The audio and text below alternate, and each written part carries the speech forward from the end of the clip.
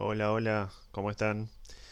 Sean todos muy bienvenidos a Pretextos, el lugar donde la literatura y la historia tienen cabida.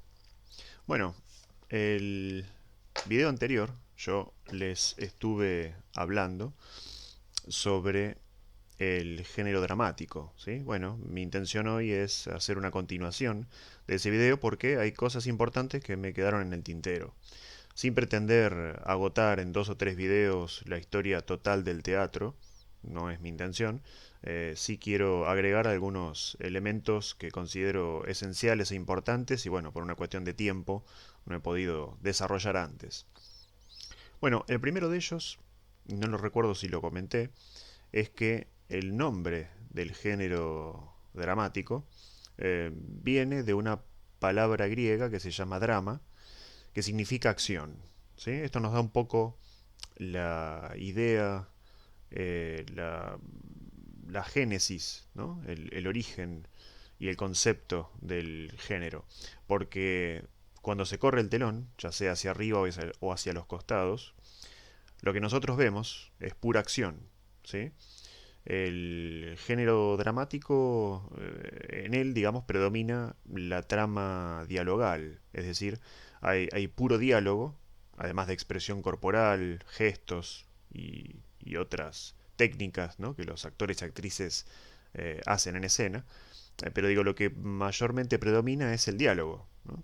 Entonces, vamos conociendo a los personajes a medida que interactúan entre sí arriba del escenario, ¿sí? Es pura acción el teatro. Lo peor que podría pasar, no sé qué imaginan ustedes, es que en medio de una representación, y no habiendo terminado esta, no sé, suene un celular en la sala y alguno de los actores o actrices salga del papel que está representando, se dé vuelta, mire hacia el punto del público en el que el teléfono suena y allí entonces lo que sonamos somos nosotros, que somos los espectadores, porque se pierde la ilusión de que todo está ocurriendo en ese momento, ¿no? Eh, Así que, de alguna manera, creo que ese es un elemento importante. El otro que quiero comentarles es qué es lo que entendemos actualmente por teatro. ¿Eh? Esto lo expliqué esta semana a mis estudiantes y les dije que por teatro entendemos tres cosas. En principio, la obra escrita para ser representada, ¿sí? Eh, Eso es lo primero que entendemos por teatro. Hay un dramaturgo, sea del género que fuese, quien de alguna manera piensa en una serie de personajes, una trama, unos conflictos, ¿sí? Y a medida que pasan los actos, las escenas, los cuadros, a medida que se van desenvolviendo y desarrollando los diálogos, a medida que vamos entrando en la esencia de cada personaje, bueno, se va desenvolviendo la pieza. Así que si yo voy a una librería y compro, por poner un ejemplo, Romeo y Julieta de William Shakespeare, y vengo a mi casa y lo leo, estoy leyendo teatro. No, no importa si en ese momento no lo estoy viendo representado en un escenario, ¿sí? Sigue siendo una pieza de teatro. Tiene todas las características del género, ¿eh? Luego entendemos por teatro también el espacio donde la pieza se desarrolla, el espacio donde puede potencialmente eh, presentarse, ¿sí? Donde adquiere su rasgo más espectacular, ¿no? Espectacular viene de espectáculo, por lo tanto es algo que se hace para ser visto, ¿no? Es también la esencia del teatro. No solamente la acción, sino que es acción vista por alguien, ¿no? Y entonces tenemos en nuestro país, por ejemplo, y sobre todo en Buenos Aires, que es el ámbito que más conozco, no digo que no haya teatros en el interior, por supuesto que sí, los debe haber y muy buenos. Hablamos generalmente del Teatro Colón, hablamos como ejemplos, ¿no?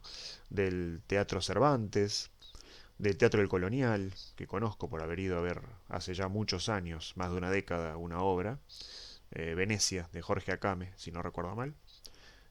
Hablamos del Teatro San Martín, ahí cerquita de Corrientes y Avenida 9 de Julio, ¿no?, donde está el obelisco. Así que Lola Membrives, bueno, ejemplos hay un montón, ¿sí?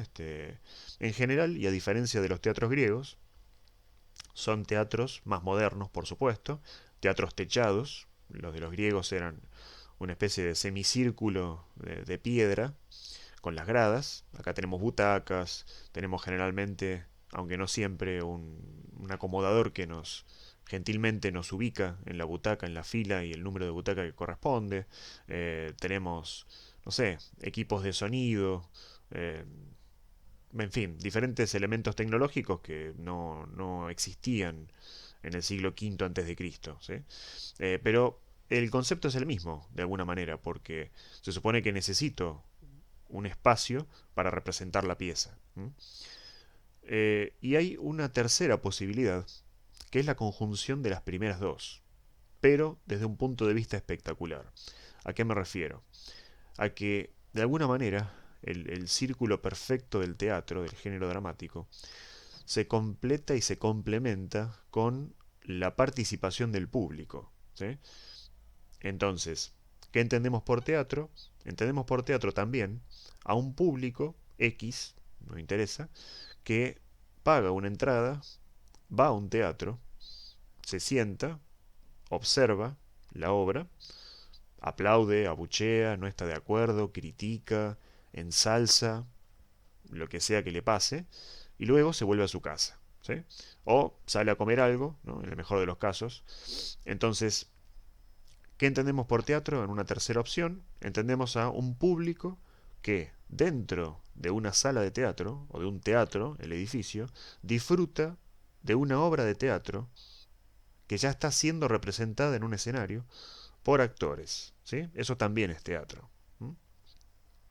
Bueno, habiendo aclarado esto, me gustaría ahora eh, hablarles de qué manera se estructura una obra de teatro, ¿sí? Esta es otra de las marcas del género que son importantes tener en cuenta porque a veces me pasa dentro del aula lo siguiente, que es un fenómeno muy interesante y que algún estudiante o algún estudiante se sorprende, ¿no? Porque si no, ¿cómo sabe?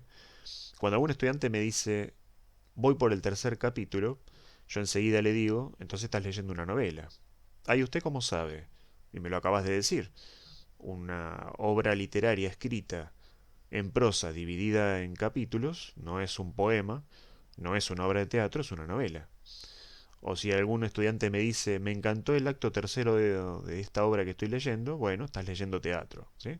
Entonces, una de las marcas del género, en este caso, tiene que ver con la forma en la que se estructura, con la forma en la que se divide, en bloques, si quieren, vamos a llamar actos, las obras de teatro, ¿sí? Entonces, tenemos una gran unidad, ¿sí? Que es el acto. Luego hay, de alguna manera, bueno, escenas y luego cuadros que son más pequeños y están dentro de las escenas. Generalmente hay eh, una realidad que es que en el teatro, para dar la impresión de que la acción avanza, suele haber cambios en la escenografía, ¿sí? Es decir, si la pieza dramática comienza con, no sé, dos personajes hablando en un banco en una plaza, listo, entonces sabemos que hay que hacer una escenografía donde predominen los árboles, un farol en una esquina, ¿sí? Y el banco para que los dos protagonistas o personajes se sienten y hablen frente al público. Ahora, si en el siguiente acto o en la siguiente escena ya la acción se traslada a, no sé, a un salón victoriano del siglo XIX o XVIII, en una casa señorial de Buenos Aires, entonces ya necesitamos otro decorado, necesitamos otra escenografía. Bueno, atentos a estas cuestiones técnicas, las personas involucradas, una vez que se cierre el telón, cambian la escenografía y entonces ahora sí estamos dentro de un espacio cerrado, ya no es la plaza, y hay más personajes en escena que están hablando, están en medio de una fiesta y necesitan ubicar a un personaje medio misterioso que parece que es medio evasivo y no aparece con mucha nitidez. Siempre es nombrado por los personajes, pero no aparece. Entonces, el público, bueno, se involucra de otra manera, me imagino, cuando tiene esa ilusión de realidad, esa ilusión de que en realidad no está viendo una ficción, sino que lo que pasa en el escenario está pasando verdaderamente, ¿no? Bueno, eso creo que tiene mucho que ver con la calidad de los actores, de las actrices, bueno, de toda la parte técnica, ¿no? El maquillaje, el sonido, los efectos especiales, el vestuario, ¿no? La calidad de los diálogos. Así que todo es un complemento, me parece. Bueno, habiéndoles hablado de esta división, hay algo que quiero comentarles también, ya como para ir cerrando esta cuarta entrega de pretextos, que es algo que a veces no se comenta demasiado, pero me parece que al momento de llevar la obra a escena es importante, que tiene que ver con lo siguiente. En realidad, el texto escrito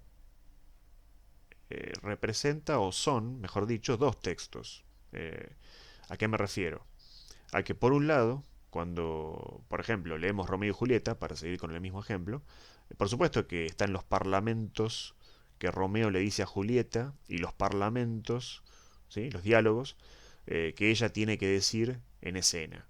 Bueno, de eso está plagado el teatro, como dije antes, porque la trama que predomina es la trama dialogal, ¿no? Es un gran diálogo, de alguna manera. O la acción se apoya, ¿sí? Tiene su basamento en un gran diálogo entre los personajes.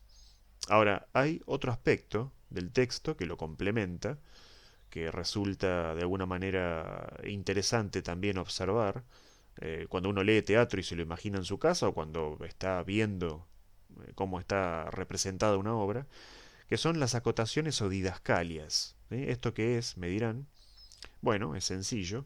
Las acotaciones o didascalias son coordenadas espaciotemporales. Cuando empieza la escena, sabemos, porque el dramaturgo así lo deja asentado por escrito, dónde transcurre la acción y a veces cuándo, ¿no? Entonces, si hablamos de Verona, Italia, estamos hablando de Romeo y Julieta, en el caso de Shakespeare. Pero no solamente se reduce a una anotación espaciotemporal, sino que también esos diálogos, no sé, Romeo se muestra enamorado frente a Julieta. Perfecto, entonces estamos en la famosa escena del balcón, ¿no? Listo. Ahora, ¿cómo tiene que decir Romeo lo que le confiesa a Julieta? Mirando al público, en voz baja, para que los padres de Julieta no se despierten, a los gritos, para que es una especie de loco enamorado. Tiene que decirlo en tono de sorna, con ironía, con sarcasmo. Tiene que decirlo mientras está yendo de escena. Tiene que decirlo acostado en el suelo del escenario, mirando hacia el balcón. Bueno, eso se tiene que aclarar justamente entre paréntesis. Entonces, cuando ustedes lean una obra de teatro, si es que les gusta, si es que leen teatro, observen entonces que cuando a veces aparece una acotación entre paréntesis, esto está directamente relacionado con lo que les acabo de decir. No solamente el teatro tiene que ver con aquello que el actor memoriza para decir en el escenario, sino cómo tiene que decirlo. ¿Sí? Si hay, no sé, una lucha física entre personajes, también se tiene que aclarar. Si uno le pega una cachetada al otro, lo mismo. ¿Sí? Todo lo que tiene que ver con la postura, con los gestos, ¿no? Si el personaje entra cansado a escena, bueno, cómo tiene que doblar el cuerpo el protagonista, llevando el maletín casi a rastras, ¿no? Cómo se sienta pesadamente en el sillón o en la silla, de qué manera se muestra malhumorado, en fin, todo lo que tiene que ver con las emociones y con las sensaciones que después se van trasladando al público. Bueno, espero que les haya gustado esta nueva entrega de pretextos. Mi intención es subir algún video nuevo eh, hacia el mediodía de los sábados. ¿Sí? Si en algún momento ven que no llega, bueno, tal vez hay que esperar al otro sábado o en la semana, pero trataré de cumplir con esto que les comento. Bueno, que estén muy bien y muchas gracias.